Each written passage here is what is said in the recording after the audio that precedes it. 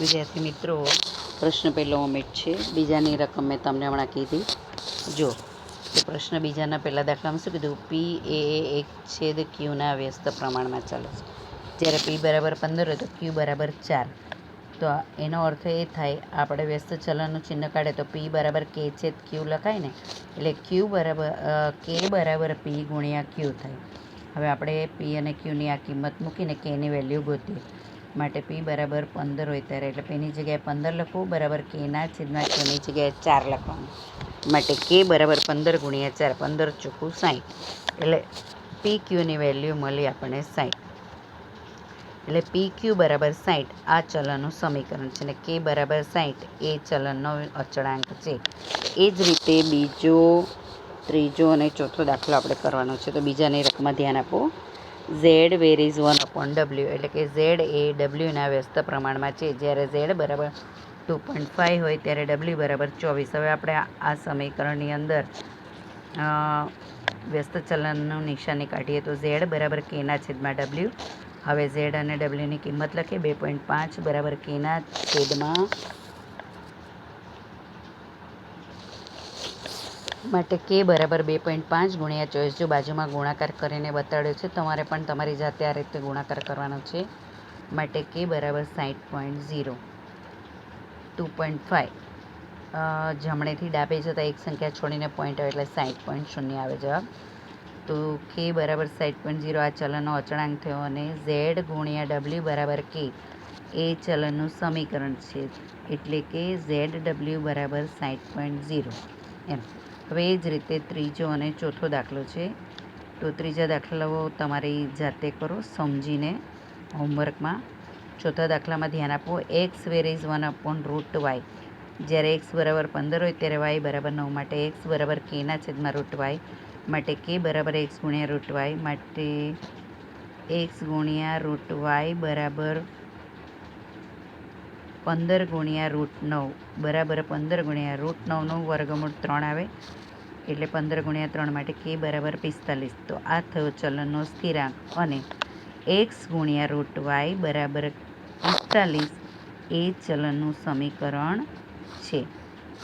અને રકમ તમારે પેજ નંબર 38 પરથી લખી લેવી. હવે ત્રીજો દાખલો જુઓ. વાડીમાંથી ઉતારેલા બધા સફરજન પેટીમાં ભરવાના છે. દરેક પેટીમાં 24 સફરજન ભરીએ તો 27 પેટી ભરાય.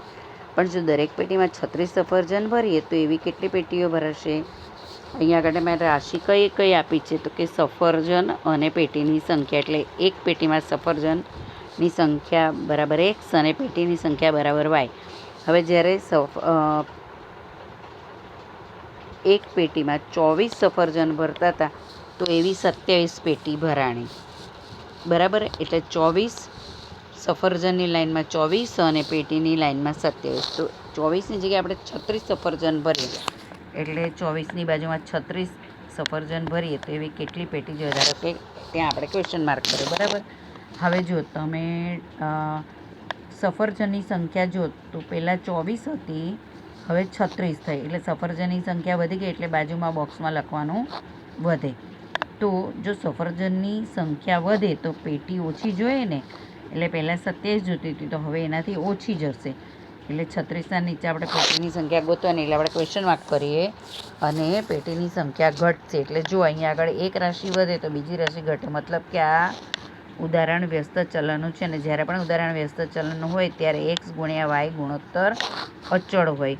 એટલે જો મેં બાજુમાં લખ્યું છે, માટે અહીં એક્સ ગુણ્યા વાય આ ગુણોત્તર અચળ છે. આ વિધાન લખવું જરૂરી છે સમચલન અને વ્યસ્ત ચલનના દાખલામાં. ધારો કે એક પેટીમાં 36 સફરજન ભરવા માટે પી પેટી જોઈએ માટે, અને એક્સ ગુણ્યા વાય કરવાનું છે ને, એટલે ઉપર નીચેનો ગુણાકાર કરવાનો છે. એટલે પી ગુણ્યા 36 બરાબર 24 ગુણ્યા 27.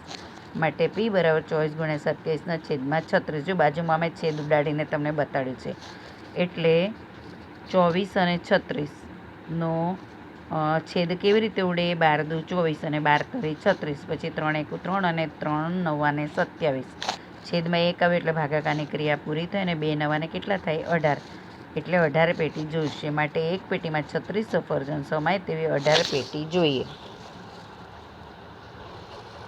જુઓ હવે પેજ નંબર 39 પર હું તમને પ્રશ્ન નહીં બતાડી શકું વારંવાર, તમે ચોપડી ખોલી રાખજો. પ્રશ્ન ચોથો, આ વિધાનો ચલનનું ચિહ્ન વાપરીને લખો. નંબર 1, ધ્વનિ તરંગની લંબાઈ L અને આવૃત્તિ f એટલે ફ્રીક્વન્સી વચ્ચે વ્યસ્ત ચલન હોય છે. તેને કેવી રીતે લખાય? ચિહ્નની ભાષામાં L વેરીઝ 1/f. વ્યસ્ત ચલન હોય ને તો રકમને 1ના છેદમાં લખાય અથવા તો આપી અને પલટાવીને લખાય. એટલે કે L વ્યસ્ત ચલન 1/f આવી રીતે બનશે, અથવા ઇંગ્લિશમાં L વેરીઝ 1/f. પ્રશ્ન બીજો, દીવાના પ્રકાશની તીવ્રતા I અને એ દીવો તથા પડદા વચ્ચેનું અંતર d હોય, dના વર્ગના વ્યસ્ત પ્રમાણમાં હોય છે. એટલે કે પ્રકાશની તીવ્રતા એટલે ઇન્ટેન્સિટી I વેરીઝ 1/dનો વર્ગ. પછી પાંચમો છઠ્ઠો ઓમિટ કરેલો છે. હવે નીચે નવી લાઇનમાં પેજ નંબર 39 પરથી ને કાળ, કામ, વેગ, ટાઈમ, વર્ક અને સ્પીડ હેડિંગ આપજો. ક્લાસવર્ક લખીને આપણે આજથી જ્યાં શરૂ કર્યું ત્યાં ક્લાસવર્ક લખીને આજની તારીખ નાખવાની છે. અને હવે આ દાખલાને સમજવાનો પ્રયત્ન તમારે ફક્ત ઉપરની 3 લીટી લખવાની છે કે એકાદ બાંધકામ પૂરું કરવા માટે નિમેલા મજૂરોની સંખ્યા અને તેમને કામ કરવા માટે લાગતા સમય સંબંધી ઉદાહરણો વ્યસ્ત ચલનના હોય છે. તેમજ વ્યસ્ત ચલનના કેટલાક ઉદાહરણો વાહનનો વેગ અને ચોક્કસ અંતર કાપવા માટે લાગતા સમય સંબંધી પણ હોય છે. આવા ઉદાહરણોને કાળ, કામ, વેગ સંબંધી ઉદાહરણો કહે છે. હવે ચલનનો ઉપયોગ કરીને આ પ્રકારના ઉદાહરણો કેવી રીતે ઉકેલવા જોઈએ તો જો અહીંયા પહેલો દાખલો આપ્યો છે, એમાં ધ્યાન આપો.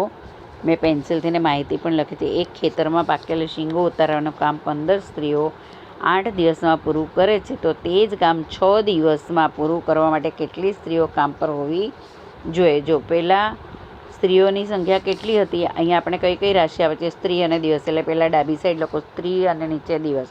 સ્ત્રીઓની સંખ્યા 15 હતી તો દિવસ કેટલા લાગ્યા? 8. હવે આપણે તે જ કામ 6 દિવસમાં પૂરું કરવાનું છે, તો આપણે કેટલી સ્ત્રીઓ જોશે કામ કરવા માટે? ક્વેશ્ચન માર્ક કરીને ત્યાં ધારો કે આપણે x સ્ત્રીઓ જોઈએ એટલે x લખીએ. બરાબર. હવે જો બરાબર દિવસનું નિરીક્ષણ કરો. પહેલાં 8 દિવસ હતા કામ કરવા માટે લાગતા હતા, હવે તમારે એ જ કામ 6 દિવસમાં પૂરું કરવાનું છે. મતલબ કે દિવસ ઘટે તો મેન પાવર વધવો જોઈએ, એટલે સ્ત્રીઓની સંખ્યા વધવી જોઈએ. બરાબર ને?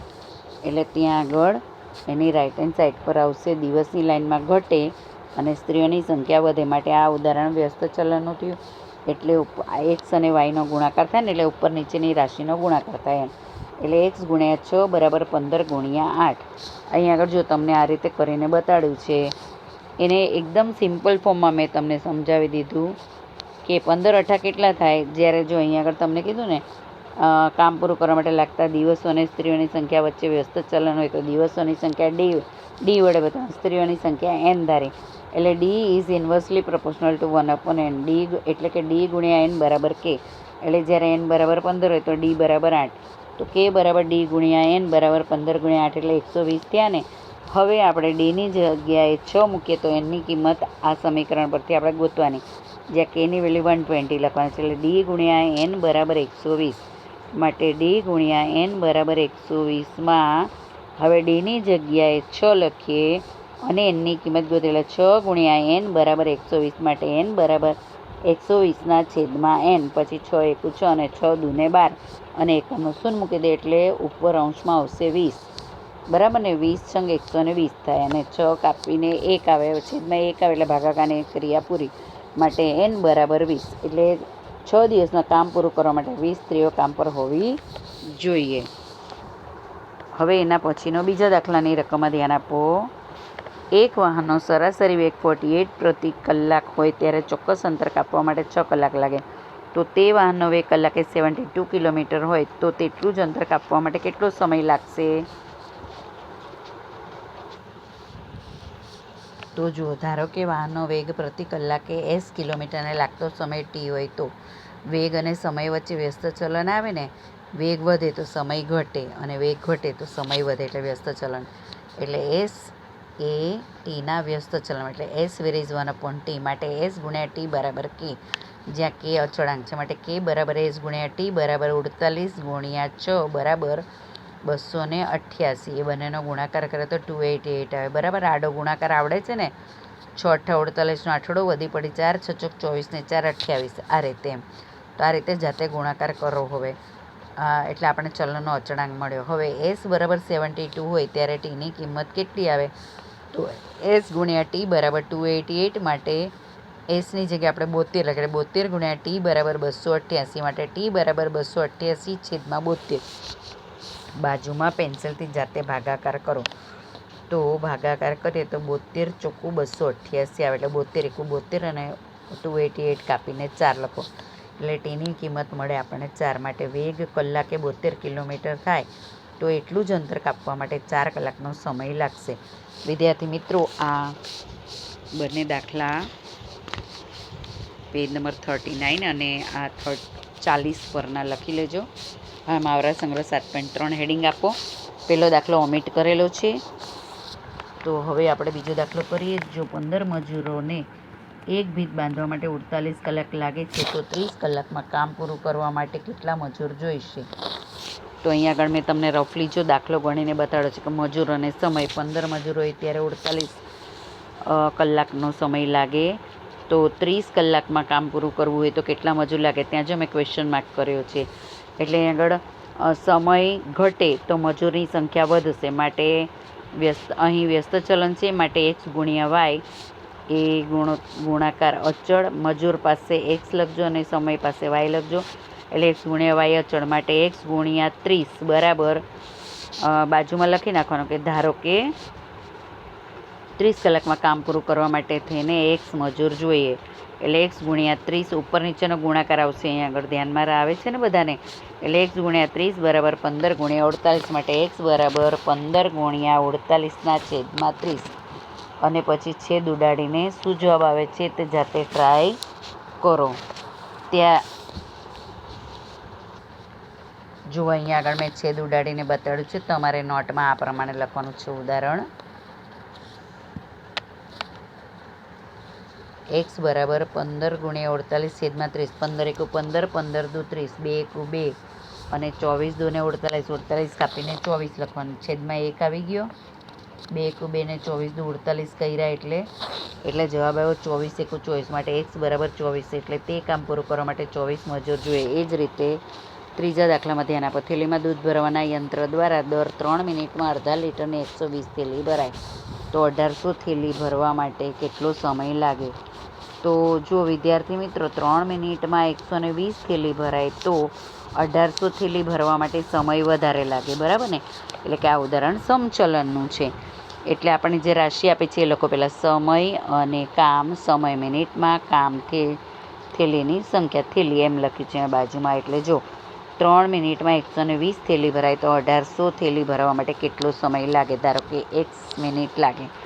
હવે અહીંયા આગળ જો કામ વધી ગયું ને, પહેલાં 120 થેલી હતી અને 1800 થઈ ગઈ એટલે બાજુમાં વધે લખ્યું. તો સમય પણ વધશે. એટલે બંને જગ્યાએ વધે આવે. માટે આ ઉદાહરણ સમચલનનું છે. માટે અહીં સમચલન હોય ત્યારે શું અચળ રહે? એક્સ છેદ વાય ગુણોત્તર અચળ રહે. માટે ધારો કે તે કામ પૂરું કરવા માટે 1 મિનિટ જોઈએ. માટે એક્સના છેદમાં 1800 બરાબર 3/120. પછી ચોકડી ગુણાકાર કરીએ તો એક્સવાળું પદ જે ગોતવાને તે હંમેશા ડાબી બાજુ લખવું. એટલે એક્સ ગુણ્યા 120 બરાબર 3 ગુણ્યા 1800. માટે એક્સ બરાબર 3 ગુણ્યા 1800/120. મીંડું મીંડું ઉડાડી દે. 3 એકુ 3, 3 ચોક 12. એટલે 12 કાપીને 4 લખ્યા. હવે 2 દુ 4 અને 9 દુ 18. એટલે 180 કાપીને 90 આવશે. પછી પાછું 2 એકુ 2, 45 દુ ને 90. એટલે એક્સની કિંમત આવે 45 મિનિટ. માટે 1800 થેલીઓ ભરવા માટે 45 મિનિટનો સમય. તો વિદ્યાર્થી મિત્રો, આપણે સમયના અભાવે આટલા સુધી કરીએ છીએ. ચોથો દાખલો તમારા જાતે તમે ટ્રાય કરજો. જેવો આવડે એવો પ્રયત્ન ચોક્કસ કરજો. અસ્તુ. આ સાથે આપણું આ ચેપ્ટર પૂરું થાય છે. હવે આપણે એના પછીનું 9મું ચેપ્ટર શરૂ કરીશું.